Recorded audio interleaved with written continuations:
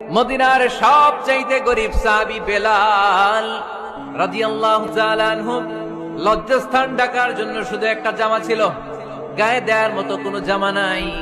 এই সাহাবীর মতো গরিব কোন সাহাবী মদিনার জমিনে নাই।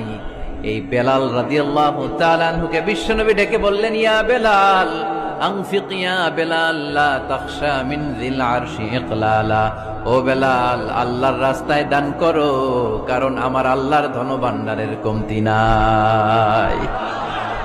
সাইয়েদনা বেলাল রাদিয়াল্লাহু তাআলা আনহু সবচেয়ে গরিব। শুনতেছেন, বুঝতেছেন? সবচেয়ে গরিব।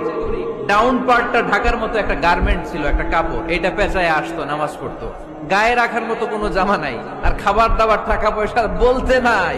ওই সাহাবীরে বিষ্ণু ইসলাম বললেন, আনফিক বেলাল, বেলাল তুমিও দান করো, তুমিও দাও, দানের হাতকে প্রশস্ত করে দাও।